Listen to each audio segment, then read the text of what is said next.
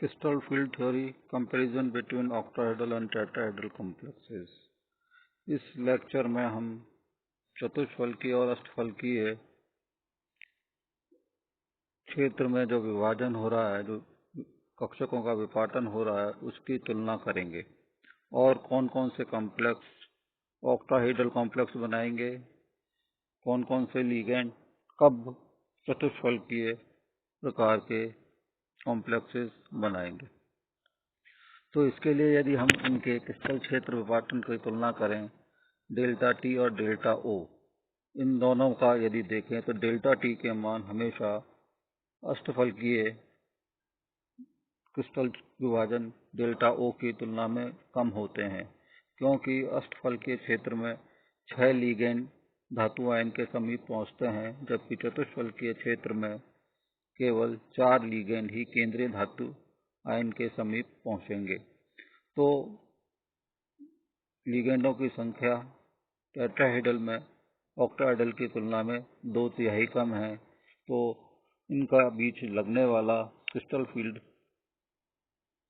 जो आकर्षण बल है या इनका स्टेबलाइजेशन एनर्जी है, वह भी 2/3 कम हो जाएगी। यदि समान प्रकार के लिगेंड है तो भी ये 2/3 मान जो है ऑक्टाहेड्रल की तुलना में टेट्राहेड्रल का मान कम होगा। इसलिए हमने इस कैलकुलेशन के आधार पर delta T is equal to 2/3 delta O होना चाहिए। लेकिन हम यहाँ ऑक्टाहेड्रल कॉम्प्लेक्सेस निर्माण के दौरान हमने पढ़ा था कि जो 6 लिगेंड हैं वो x minus X, Y minus Y, z और माइनस z अक्ष की ओर से धातु आयन के नजदीक पहुंचते हैं, जिसमें Eg कक्षक जो हैं वह dx² और y² dx² माइनस y² वह dz² कक्षक जो कि अक्ष पर स्थित होते हैं, और बाकी के 3 कक्षक dxy, dxz, dyz वह तल पर स्थित होते हैं। इस कारण से ऑक्टाहेड्रल कॉम्प्लेक्सेस में dx² माइनस y² और dz² अधिक प्रतिकर्षित होते हैं, और जो तल पर होते हैं वह तुलनात्मक रूप से कम प्रतिकर्षित होते हैं। जबकि चतुष्फलकीय क्रिस्टल क्षेत्र में 4 लिगेंड जो नजदीक आते हैं वह एक दूसरे के डायगोनली अपोजिट होते हैं और वह अक्ष की तुलना में इतने नजदीक नहीं होते हैं, यानी कोई भी कक्षक इतना नजदीक नहीं होता। यदि इनके हम बंद कोणों के आधार पर देखें तो यहाँ पर जो क्रिस्टल क्षेत्र विपाटन है वह 2/3 और कम हो जाता है, क्योंकि यहाँ पर उतना प्रतिकर्षण T2G और Eg का धातु आयन के जो कक्षक हैं उन पर लिगेंडों के कक्षकों का प्रतिकर्षण नहीं होता है। तो 2/3 और 2/3 कम हो जाए तो यह गणित के आधार पर कैलकुलेशन करने पर delta T is equal to 4/9 delta O हो जाता है, जैसा कि इस स्लाइड में समझाया गया है। तो यदि हम एक चित्र के आधार पर उनका तुलनात्मक विवरण देखें तो T2G का मान यदि डेल्टा ऑक्टाहेड्रल या CFAC डेल्टा क्रिस्टल फील्ड विपाटन ऊर्जा ऑक्टाहेड्रल और टेट्राहेड्रल दोनों का कंपैरिजन करें तो चित्र के आधार पर इस तरीके से कर सकते हैं। तो यहाँ पर जो डेल्टा टी है वह 4/9 गुना कम होगा डेल्टा ऑक्टाहेड्रल के क्रिस्टल फील्ड क्षेत्र की तुलना में, या इनके स्थायीकरण ऊर्जा का मान जो है वह 4/9 कम होगा यदि समान प्रकार के लिगेंड और धातु आयन हम इनको माने। इसी तरीके से यदि सामान्यतः हमने पढ़ा था जो अष्टफलकीय लिगेंड हैं, ज्यामिति के लिगेंड, वह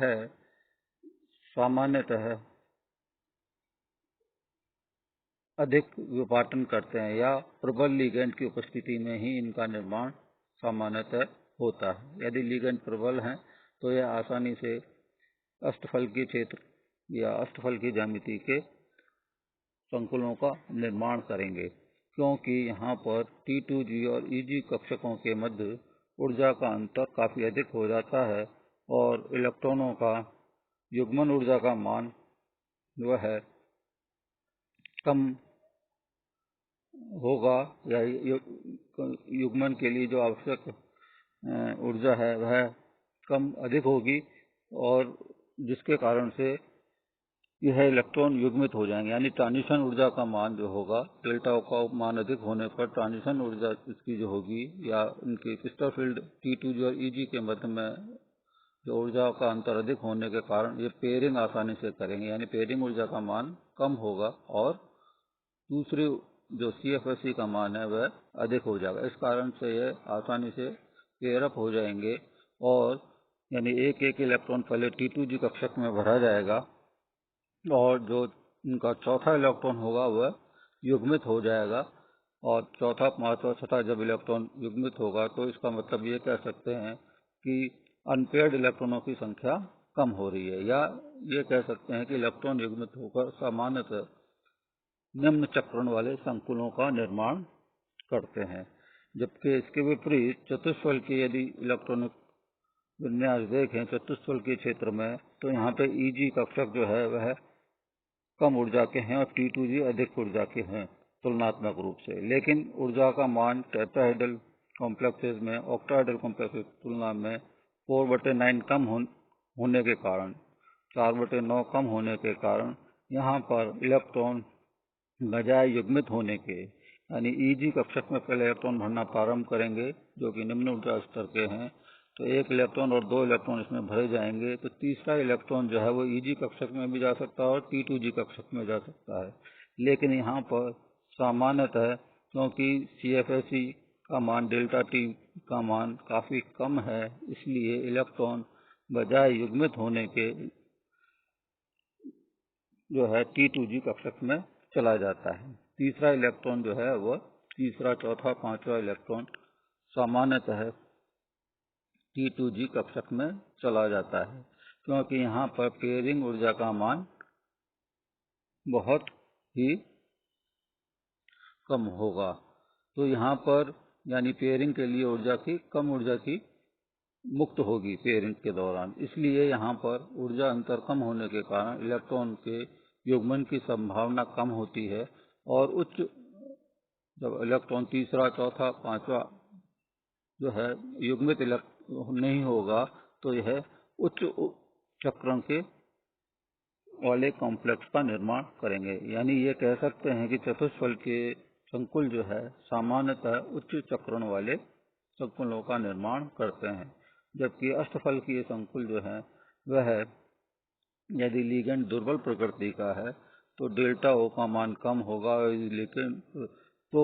लिगेंड यदि प्रबल है तो जो जिसमें कि सामान्यतः अष्टफल की विपाटन जो है वह प्रबल लिगेंड की उपस्थिति में बनता है, इसलिए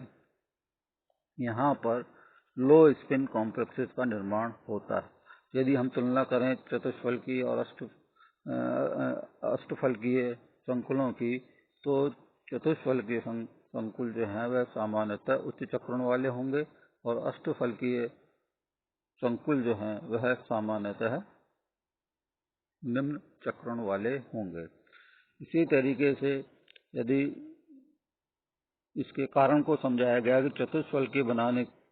संकुल बनाने की तुलना में अष्टफलकीय संकुल बनाने की प्रवृत्ति ज्यादा होती है। क्योंकि यहाँ पे ऊर्जाओं का विपाटन अधिक होता है, जिसके कारण से CFSE ऊर्जा का मान अधिक होगा, और जिसका CFSE का मान अधिक होगा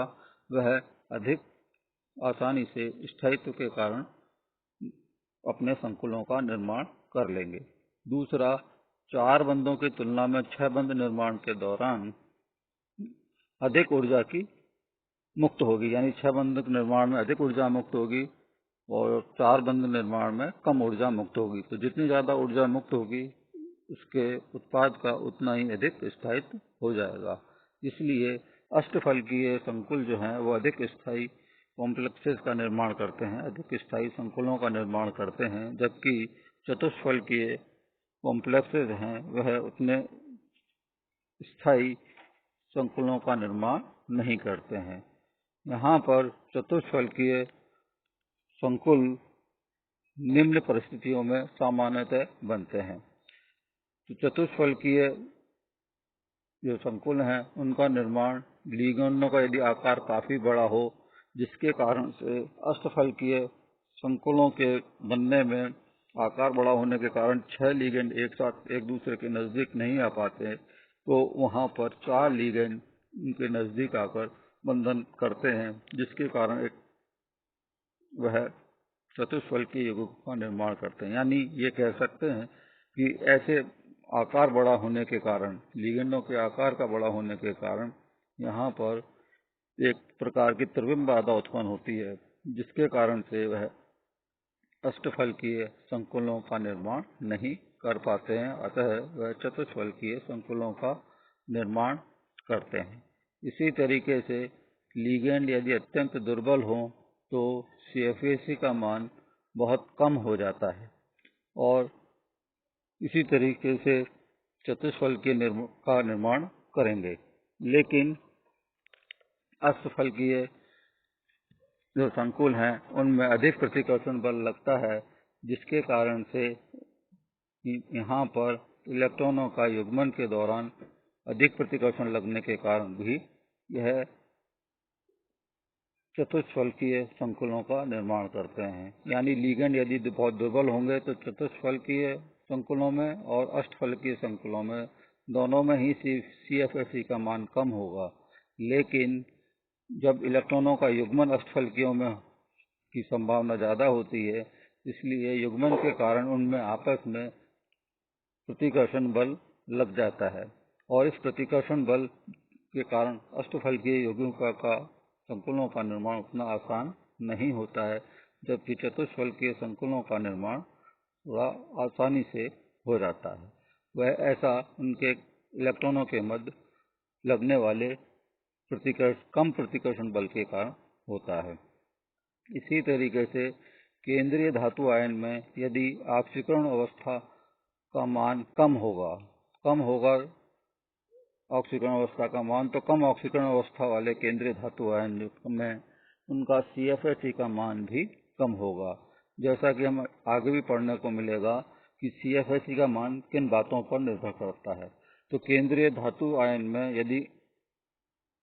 कम ऑक्सीकरण अवस्था है तो CFAC का मान भी कम हो जाता है, क्योंकि इलेक्ट्रॉन कम होने के कारण उनमें विपाटन, कक्षकों के मध्य विपाटन भी कम हो जाएगा, क्योंकि इलेक्ट्रॉन कम संख्या में है